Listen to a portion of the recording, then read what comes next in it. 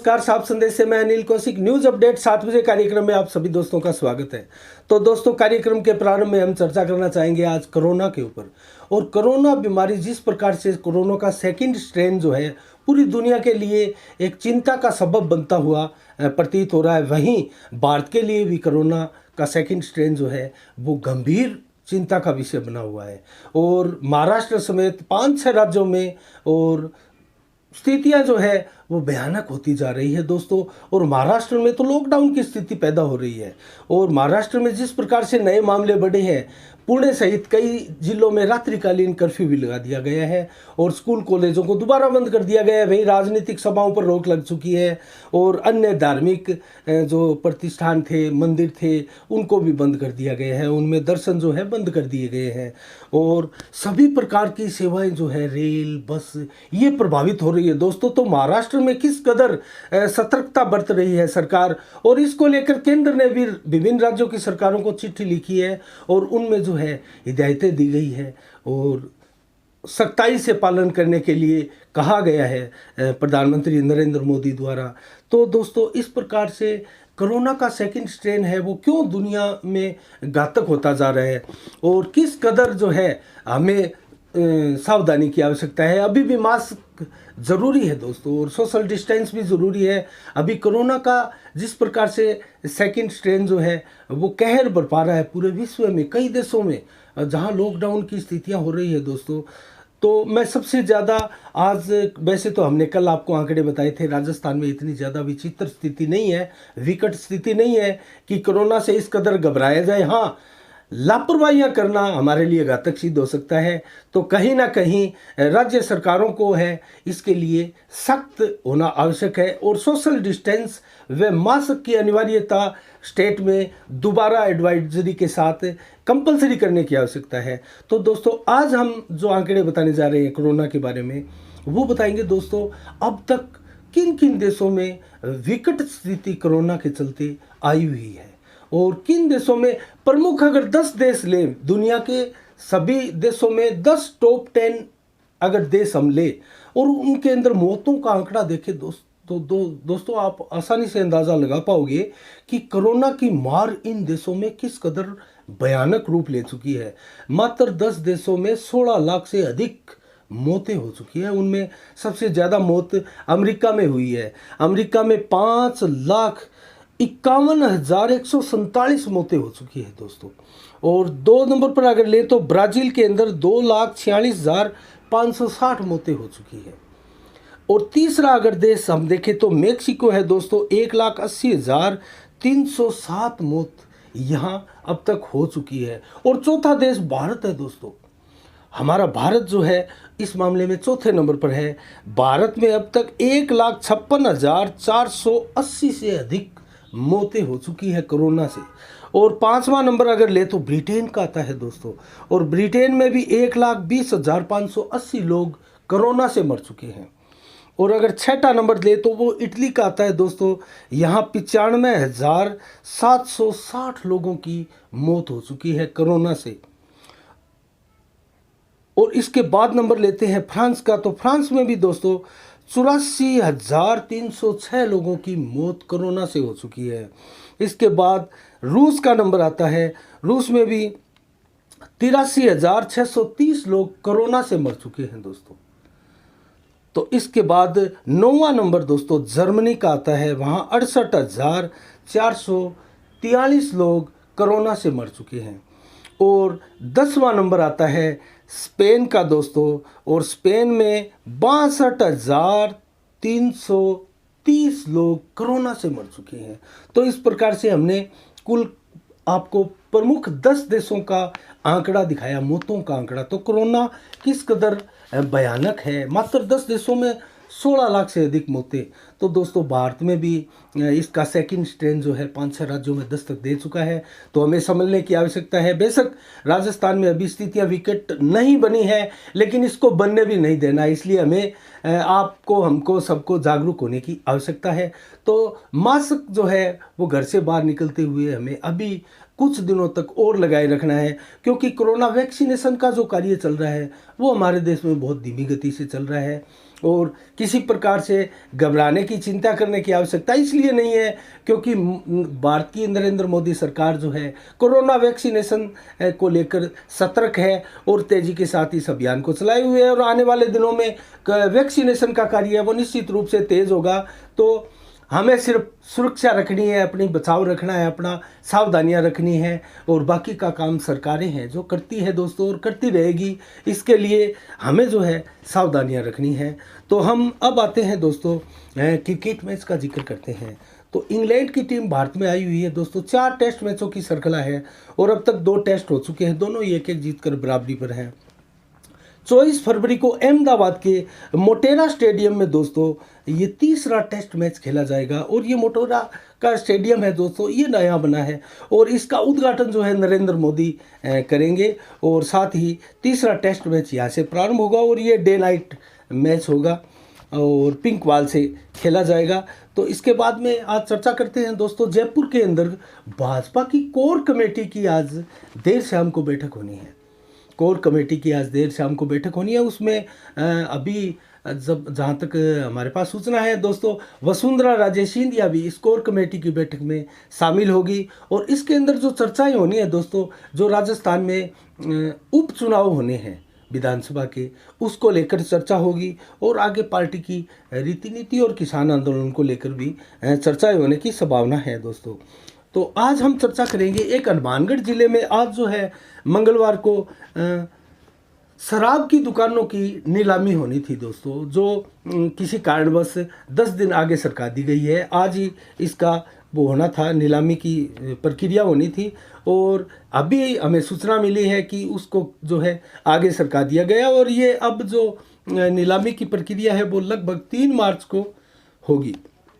तो इसके अंदर 360 शराब की दुकानें हैं दोस्तों और इनकी जो है नीलामी होनी थी और पहले दिन जो लक्ष्य रखा गया था 81 दुकानों का मंगलवार को, वो संभवतः 3 मार्च को होगी। तो उसमें से बादरा की भी 13 दुकानें थी, हनुमानगढ़ की 17 दुकानें थी, नौर की 17 थी, पीलीभंगा की 11 थी और राउतसर की 10 व संगरिया की 13 दुकानें थी दोस्तों। और इस बार जो देसी व अंग्रेजी दुकानों को कंपोजिट किया गया है, एक ही दुकान पर दोनों ही जो शराब है वो बेची जा सकती है और इसकी प्रक्रिया है रजिस्ट्रेशन की वो ऑनलाइन जारी है और 12 फरवरी से इसके लिए ऑनलाइन आवेदन आने प्रारंभ हो गए थे दोस्तों। तो इस प्रकार से इसकी हमने आपको सूचना दे दी। और बिजली विभाग संघर्ष समिति इसकी भादरा में लंबे समय से दोस्तों 1.5 साल से करीब और ये जो बिजली उपभोक्ता संघर्ष समिति है इसके बैनर तले एक अभियान, एक आंदोलन चलाया जा रहा है बिजली बिलों को लेकर। और जो मीटर की प्रक्रिया है, बहुत से मीटर है जो तेज़ रीडिंग निकालते हैं, कुछ मीटर है ख़राब है दोस्तों, पुराने मीटर ही लगे हैं, तो उनको लेकर भी। और कुछ कंप्यूटर से जो ये बिल आते हैं दोस्तों, किसी के ज़्यादा आता है, किसी के कम आता है और इसमें जो भारी अनियमितताएं हैं दोस्तों उसको लेकर भी और निजीकरण को लेकर भी और बहुत सी मांगे हैं उनको लेकर। और कोरोना काल के दौरान जो बिजली के बिल थे दोस्तों उनको माफ़ करने के लिए विशेष तौर से ये मांग है जो संघर्ष समिति की तरफ से इसमें शामिल की गई है। तो कोरोना काल के दौरान जो 3-4 माह का जो बिजली का बिल था दोस्तों उसको माफ़ करने के लिए ये संघर्ष समिति जो है आंदोलनरत है और लगातार जो है राजस्थान सरकार से इसके लिए मांग की जा रही है और धरने प्रदर्शन का दौर जारी है। तो कल जो नौर के अंदर किसान सभा हुई थी उसमें ये संघर्ष समिति के सभी जो है कर्मचारी है, ये लोग हैं, किसान हैं, शामिल हुए थे। और इसके बाद में इनकी जो एक एकजुट यात्रा है वो जयपुर के लिए रवाना हुई है दोस्तों कल। तो इनका मार्ग है, हम आपको इनका मार्ग भी बताएंगे और इनका उद्देश्य यही है दोस्तों कि इनकी मांगों को है जो सुना जाए, पूरा किया जाए और तब जाकर ये आंदोलन है वो कंप्लीट होगा। और कल चली ये एकजुट यात्रा दोस्तों 3 मार्च को जयपुर पहुंचेगी। तो 3 मार्च को जयपुर पहुंचने से पहले इनका जो मार्ग है वो बादरा से सादुलपुर और सादुलपुर के बाद ये चूरू जाएगी, चूरू से झुंझुनू और झुंझुनू से सीकर होते हुए इन सभी गांवों के अनेक गांवों के द्वारा इनका रूट है। और इसके बाद में फिर ये सीकर से सीधे 3 मार्च को है वो जयपुर पहुंचेगी। और 1.5 साल से करीब ये जो आंदोलन है दोस्तों चलाया जा रहा है, और ये बिजली के बिलों को माफ़ करने को लेकर भी है। कनेक्शन का दबाव होता है काटने का दोस्तों, जो बिल किसान नहीं भर पाते हैं, और बिजली विभाग द्वारा जिस प्रकार से उपभोक्ताओं पर वो कनेक्शन काटने का दबाव बनाया जाता है, उसके लिए भी मांग की गई है कि इस प्रकार का दबाव जो है उपभोक्ताओं पर नहीं बनाया जाए और उनको रिलीफ दी जाए। तो इसके लिए ये मांग भी जो है वो शामिल है इसमें। और स्थायी शुल्क, विद्युत शुल्क आदि, ये कुछ जो एक्स्ट्रा शुल्क दिए हुए हैं उनको भी ख़त्म करने की मांग जो है संघर्ष समिति द्वारा की गई है। तो हमने आपको ये बताई। इसके बाद में 24 फरवरी को दोस्तों राजस्थान सरकार जो है अपना बजट पेश करने जा रही है। इसी 24 फरवरी को राजस्थान सरकार जो है, गहलोत सरकार, वो अपना बजट पेश करने जा रही है। और ये तीसरा बजट जो है राजस्थान की गहलोत सरकार का होगा। और देखते हैं इस बजट में क्या क्या घोषणा जो है गहलोत सरकार द्वारा की जाती है। और प्रदेश की अर्थव्यवस्था वैसे तो उधार खाते में ही चल रही है दोस्तों। प्रदेश की जो अर्थव्यवस्थाएं हैं उधार खाते में ही बताई जा रही है, क्योंकि जिस प्रकार से हर वर्ष जो सरकार है बाजार से कर्ज लेने की जो परंपरा है, प्रक्रिया है, वो निरंतर बढ़ती ही जा रही है। और 40,000 करोड़ रुपए अब तक जो है उधार ले चुकी है राजस्थान की सरकार। और उसको चुकाने में भी दोस्तों जो है सरकार को बहुत पसीने बहाने पड़ते हैं, बहुत ही मेहनत करनी पड़ती है। और जिस प्रकार से कोरोना के दौरान जो है वो राजस्थान सरकार के जो आय के स्रोत मरे थे, कम हुए थे, उसके दौरान भी बहुत सी जो परेशानियां हैं राजस्थान की सरकार को भुगतना पड़ा है उसके लिए। और ये पूरे देश के अंदर भी स्थिति जो है कोरोना के समय दोस्तों बहुत ही घातक सिद्ध हुई थी। और अभी तक सरकारें जो है कोरोना की मार से संभल नहीं पाई है। तो देखते हैं अशोक गहलोत का ये तीसरा जो बजट होता है उसमें क्या होता है।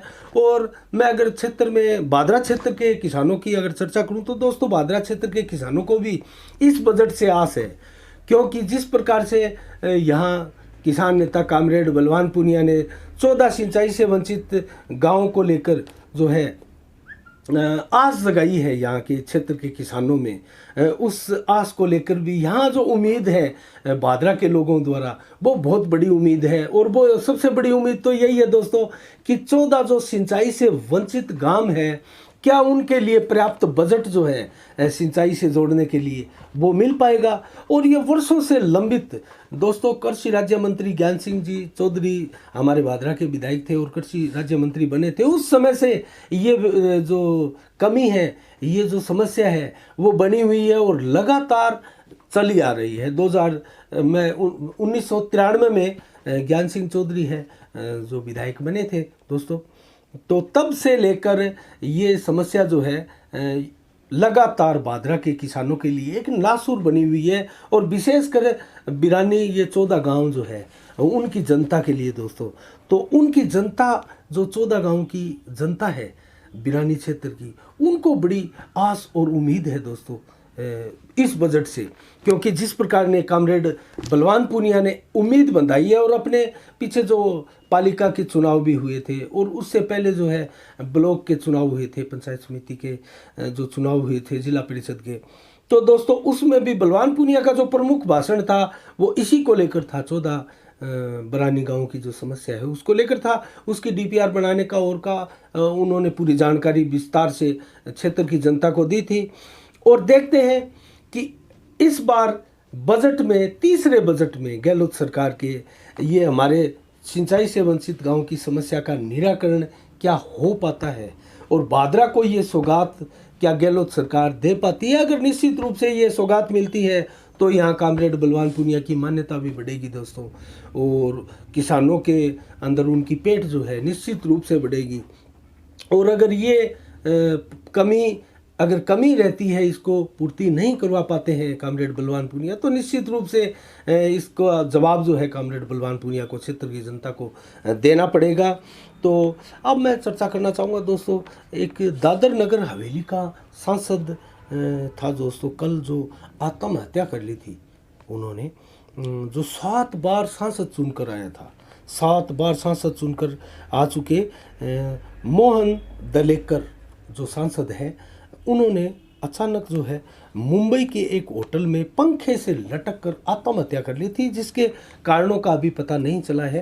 और पूरे देश के मीडिया में भी इस घटना की है जो चर्चा व्यापक रूप से छिड़ी हुई है, और मुंबई पुलिस से उसके कारणों का जो है पता लगा रही है दोस्तों। अभी तक उसके कारणों का पता नहीं चला है। और अगर वो कौन सी पार्टी के हैं सांसद का अगर जिक्र करें हम, तो कांग्रेस व भाजपा दोनों ही पार्टियों में वो रह चुके हैं। और पीछे जब वो निर्दलीय के रूप में सांसद बने थे तो उन्होंने जो है जेडीयू पार्टी ज्वाइन की हुई थी, और फिलहाल वो जेडीयू पार्टी में ही थे, जेडीयू पार्टी के ही सांसद थे, और उन्होंने आत्महत्या कर ली है। तो इस प्रकार से दोस्तों न्यूज़ अपडेट कार्यक्रम में हमने आपको यहाँ क्षेत्र की प्रमुख घटनाओं के बारे में भी बताया, देश की अनेक घटनाओं के बारे में भी हमने आपको बताया। और एक जानकारी मैं आपको और देना चाहूँगा दोस्तों, हमारा स्टूडियो जो है वो भादरा कस्बे के नंदलाल चौक पर बनकर तैयार हो रहा है। तेज़ी के साथ हमारे स्टूडियो में काम चल रहा है, और हम नया स्टूडियो जो साफ संदेश का है वो बना रहे हैं। और आगे से हमारे जो कार्यक्रम है दोस्तों, डिबेट के और किसी भी प्रकार का जो स्टूडियो से संचालन किया जाता है, प्रकाशन किया जाता है चैनल का, वो सारे के सारे कार्यक्रम हमारे उस स्टूडियो से होंगे। और ये जो स्टूडियो है वो हमारा अस्थायी स्टूडियो है दोस्तों, ये संजय चौक के ऊपर जो है सुल्तान केसरी का भी कार्यालय था, और इसको ही हमने अस्थायी रूप से साफ संदेश का जो है स्टूडियो बनाया हुआ है। तो अब जो स्टूडियो बनकर तैयार हो रहा है वो निश्चित रूप से आगे की योजनाओं को देखते हुए और चैनल के आगे के विस्तार को देखते हुए बनाया जा रहा है। तो दोस्तों जल्द ही हमारे नए स्टूडियो में हम जो है 10 या 15 दिन का, जैसे जितना भी समय लगता है दोस्तों, उसके बाद में हम आपको उस स्टूडियो के अंदर विशाल बड़े रूप में उस स्टूडियो का हम उद्घाटन भी करेंगे दोस्तों। क्षेत्र के प्रमुख लोगों को उसमें इनवाइट भी करेंगे। सभी आप दर्शकों को बुलाना उसमें पॉसिबल नहीं हो पाता है। आप सबका प्यार जो है साफ संदेश को मिलता रहे, और आप जो है हमें समय समय पर सुझाव देते रहें, और हम इसी आशा और उम्मीद के साथ जो है आपको कुछ नया दिखाने का प्रयास करते रहें। इसी के साथ दोस्तों कल ठीक शाम 7 बजे न्यूज़ अपडेट कार्यक्रम में फिर आपसे मुलाकात होगी, और तब तक के लिए आप मुझे इजाज़त दीजिएगा। कल हम फिर मिलेंगे, और इसी के साथ साफ संदेश से मैं अनिल कौशिक, नमस्कार, जय भारत, जय जय राजस्थान।